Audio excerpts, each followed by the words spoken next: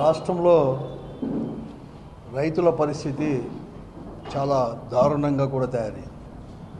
ముఖ్యంగా ఈ ఖరీఫ్ నుంచి రైతులు పండించిన పంటకు గిట్టుబాటు ధరలు లేక రైతులకు కూడా పెట్టుబడి కూడా గతంలో కంటే కూడా ఎక్కువైతుంది.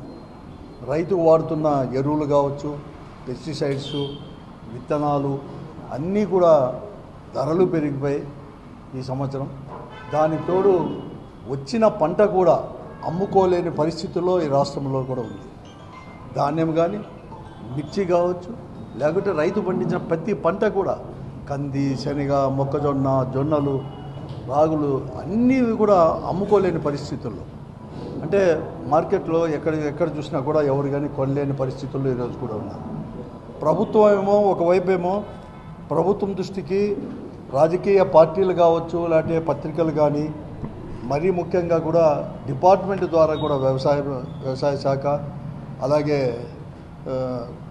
తర్వాత మార్కెటింగ్ శాఖ అన్నీ కూడా ఇచ్చినా కూడా, హార్టికల్చర్ డిపార్ట్మెంట్ ఇచ్చినా కూడా ఎక్కడ కానీ దానిపైన చర్యలు కానీ చేపట్టలేదు.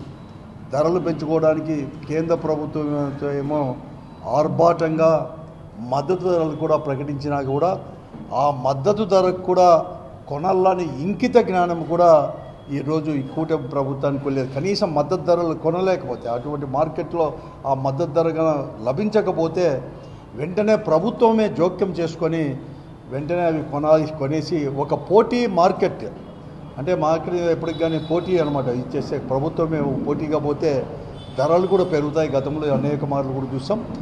ముఖ్యంగా జగన్మోహన్ రెడ్డి గారు ముఖ్యమంత్రిగా ఉన్నప్పుడు, వైఎస్ఆర్ కాంగ్రెస్ ఇక్కడ ఉన్నప్పుడు మద్దతు ధర ప్రకటించిన దానికి కూడా మిగతా దానిలకు కొన్ని దానిలకు మాత్రం ఇస్తే దాదాపుగా 24 దానిలకు కూడా సొంతంగా మన రాష్ట్ర ప్రభుత్వమే మద్దతు ధర ప్రకటించి అవి మార్కెట్లో ఆ మద్దతు ధర లభించకపోతే రైతులకు వెంటనే ప్రభుత్వమే వాటిని మద్దతు ధరతో కొనే ఏర్పాట్లను కూడా గతంలో కూడా చేసి ఉండేది. కానీ ఈ కూటమి ప్రభుత్వం చంద్రబాబు నాయుడు గారు ముఖ్యమంత్రి అయినాక ఎక్కడ కానీ లేదు. కేవలం మా రాజకీయ పార్టీలో ఏమైనా చెప్తే కొంచెం ఏదో చేయాలని చెప్పేసి హడావుడి చేయడం, తర్వాత దాన్ని నెగ్లెక్ట్ చేయడం, రైతుల పరిస్థితి కూడా పరిస్థితి. ఈ పరిస్థితుల్లో మరి ముఖ్యంగా ధాన్యం అప్పుడు కావచ్చు, తర్వాత ఇప్పుడు నిన్న మిర్చి కూడా ఎప్పుడు లేని విధంగా కూడా ఈరోజు మిర్చి పంట కూడా విపరీతంగా తెగుళ్ళ వలన చాలా నష్టపోయి దాన్ని పండించిన దానికి కూడా గిట్టుబాటు కాక, గతంలో ఏదైనా లాస్ట్ ఇయర్ అయితే 21 సాధారణమైతే 21,000 టన్నులు, అదే క్వాలిటీది అయితే 40,000కు పైబడి కూడా పోయింది లాస్ట్ బిఫోర్ ఇయర్ కూడా. కానీ ఈ సంవత్సరం కేవలం 11,000, 10,000 మాత్రమే ధర ఉంటే కూడా దాన్ని కూడా పట్టించుకోలేదు, చెప్పడం లేదు. ఇది కేవలం ఏదో మేము అటువంటి పరిస్థితుల్లో జగన్మోహన్ రెడ్డి గారు మేము చాలా 10 రోజుల కిందటే 10 రోజుల నుంచి కూడా రాజకీయ పార్టీగా వైఎస్ఆర్ కాంగ్రెస్ పార్టీ అనేది కూడా ప్రభుత్వాన్ని కూడా హెచ్చరించింది కూడా. ఈరోజు రేట్లు లేవు, చాలా దారుణంగా తయారవుతుంది. వెంటనే ప్రభుత్వం జోక్యం చేసుకొని వెంటనే రేట్లు పెంచడానికి ప్రభుత్వమే కొనుగోలు చేయాలా అని చెప్పేసి కూడా హెచ్చరిక కూడా చేశాం. కానీ ప్రభుత్వం ఎక్కడ కానీ చలనం లేకుండా ఉండే పరిస్థితుల్లో రైతుల తరపున మాట్లాడడానికి, రైతుల్లో ఒక మనోధైర్యాన్ని కూడా తీసుకొని రావడానికి, ప్రభుత్వం కూడా కళ్ళు తెరిపించడానికి, ఈరోజు ప్రభుత్వం దృష్టికి తీసుకొని పోవడానికి జగన్మోహన్ రెడ్డి గారు నిన్న గుంటూరు మిర్చి యార్డును మాత్రం సందర్శించి రైతులతో మాటామంతితో కలిపి వాళ్ళతో మాట్లాడదామని చెప్పి పోతే చాలా దారుణంగా కూడా వ్యవహరించింది. కేవలం అదొక్కటే కాదు, దారుణంగా వ్యవహరించేదే కాదు, ఎక్కడ కానీ భద్రతా ఏర్పాట్లు చేయలేదు.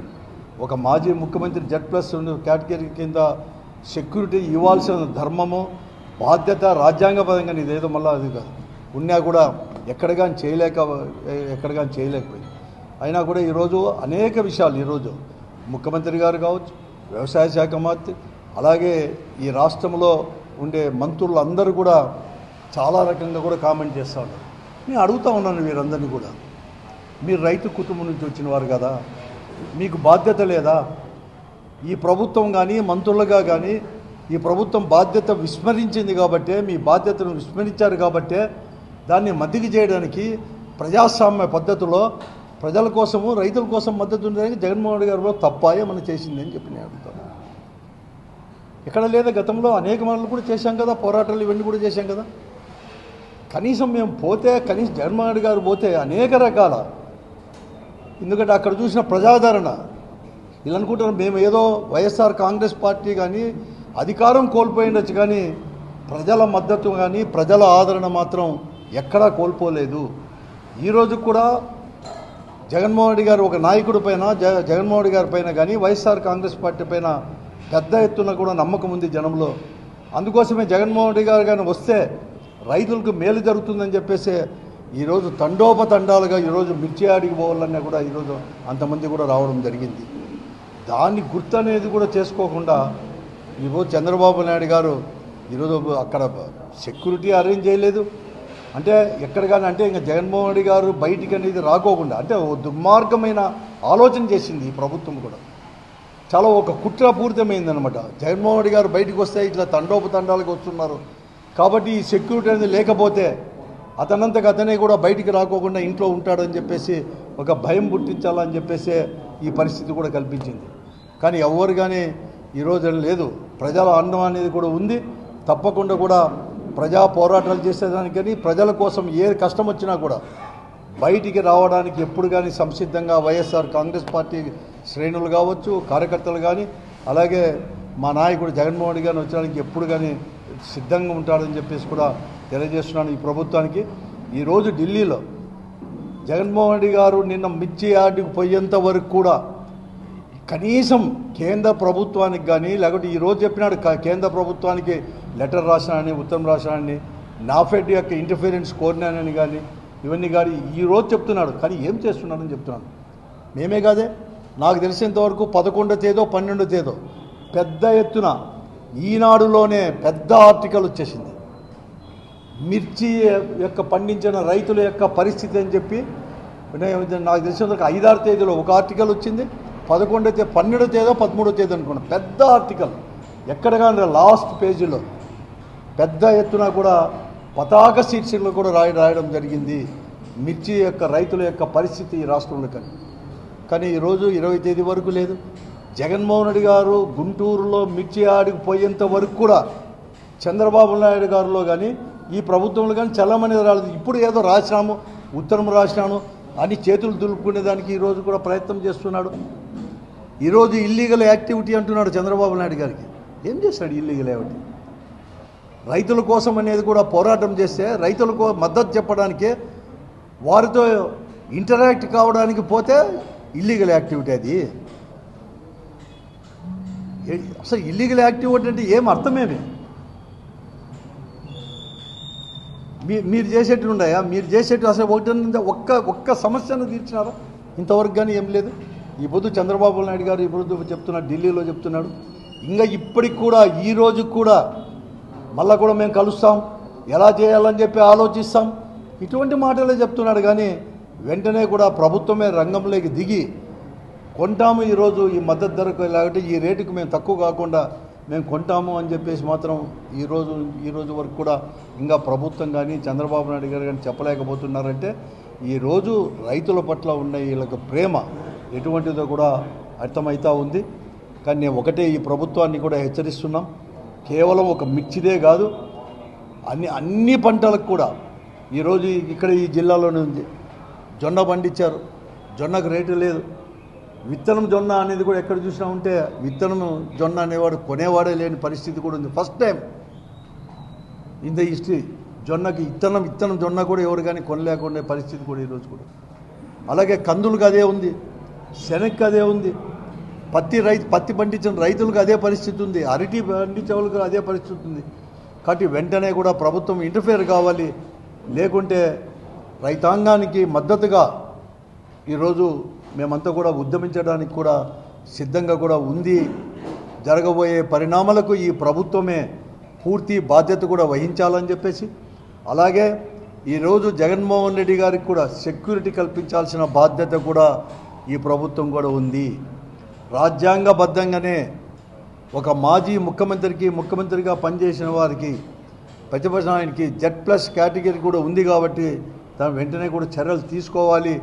లేకుంటే ఇటువంటి దుర్మార్గమైన ఆలోచనలు ఉంటే తీవ్రమైన పరిణామాలను కూడా మీరు కూడా ఎదుర్కోవాల్సిన పరిస్థితి వస్తుందని చెప్పేసి కూడా ఈ ప్రభుత్వాన్ని కూడా హెచ్చరిస్తుంది. ఈరోజు అంతేకాదు అనంతపురం జిల్లాలో కూడా వీటికి తోడు కూడా రైతుల పరిస్థితి ఇలా ఉంటే ఈరోజు బ్యాంకులు ముఖ్యంగా సెంట్రల్ బ్యాంక్ కూడా వెంటనే అందరికీ కూడా నోటీస్ ఇస్తూ ఉంది. ఎప్పుడో కట్టింది అంటే 10-15 సంవత్సరాల కింద తీసుకున్న దాన్ని వడ్డీతో సహా వెంటనే మీరు కట్టాలని చెప్పి, కట్టకపోతే మీ భూముల్ని యాక్షన్ వేస్తామని చెప్పేసి కూడా ఈరోజు కూడా అంతే వస్తున్నారు. సెంట్రల్ బ్యాంక్ వాళ్ళు కూడా నిన్న కూడా ఈ నెల 12-13 తేదీల్లో కూడా అందరికీ ఇట్లా నోటీసులు కూడా అందరికీ కూడా పంపించేసింది. వెంటనే కూడా ఎప్పుడో 12 ఏళ్ళకి 2011లో అనుకున్నాను 42,000 తీసుకుంటే ఈరోజు వడ్డీతో సహా వారికి రైతుకు వచ్చేసి 20,66,012 రూపాయలు వెంటనే చెల్లించాలని చెప్పేసి, లేకుంటే భూములు కూడా యాక్షన్ వేస్తామని చెప్పేసి కూడా నోటీస్ ఇస్తారు. అసలు వన్ టైం సెటిల్మెంట్ కూడా కాదు, కనీసం ఇటువంటి వారికి వన్ టైం సెటిల్మెంట్ కూడా గతంలో ఇచ్చేవారు. కానీ అటువంటిది లేకుండా వెంటనే ఇవ్వాలని చెప్పి సెంట్రల్ బ్యాంక్ చెప్పేసి నోటీసులు కూడా ఇవన్నీ కూడా ఇస్తూ ఉంది రైతులకు. అంటే ఇది ఒకటే నేను ఎగ్జాంపుల్ చెప్తున్నాను, అందరికీ పంపిస్తూ ఉంది రైతులు. కాబట్టి వెంటనే ఇటువంటివి కూడా నిలిపివేయాలని చెప్పేసి చేయాలని చెప్పేసి కూడా నేను ఈ ప్రభుత్వాన్ని కూడా డిమాండ్ కూడా చేస్తాను. ఇంకా కేసు చేయాలి, నోటీస్ ఇచ్చి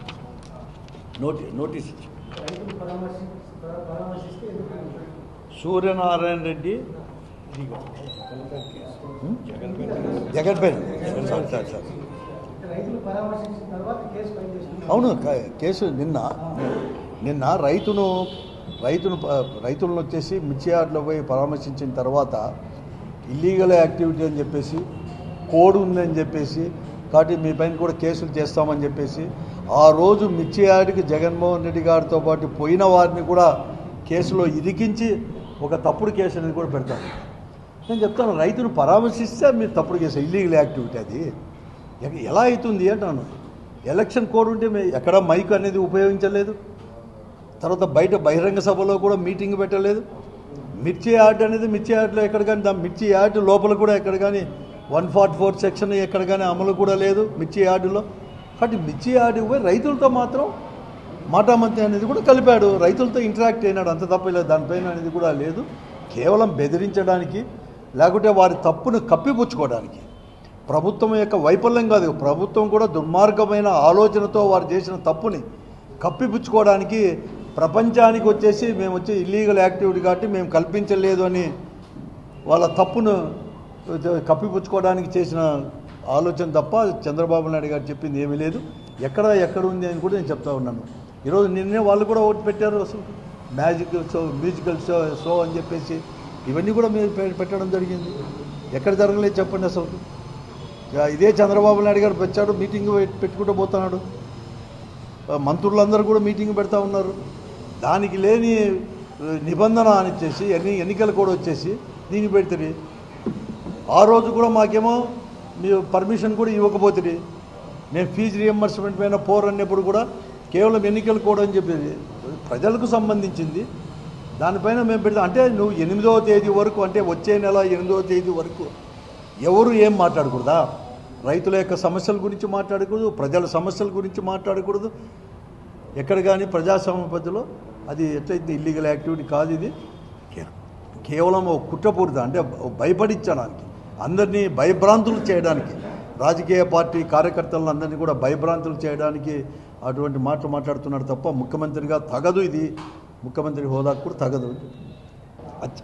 ఎంత దారుణం అంటే, ఒక చిన్న పాప, ఒక 6 ఇయర్స్ 7 ఇయర్స్ పాప, ఆ పాప ఏదో జగన్మోహన్ రెడ్డి అంటే అభిమానమో లేకపోతే ఏమో తెలియదు, కానీ ఏదో ఒక భావోద్వేగానికి గురైపోయి దగ్గరికి పోవాలా అని చెప్పేసి ఒక ఆలోచన చేస్తే దానిపైన వాళ్ళ తల్లిదండ్రుల పేర్లు పెట్టి, ఆ అమ్మాయి పేరు పెట్టి ఒక కులాన్ని కూడా ఆపాదించి, ఇంత దిగజారుతనం ఎక్కడ కానీ చూడలేదు సోషల్ మీడియాలో.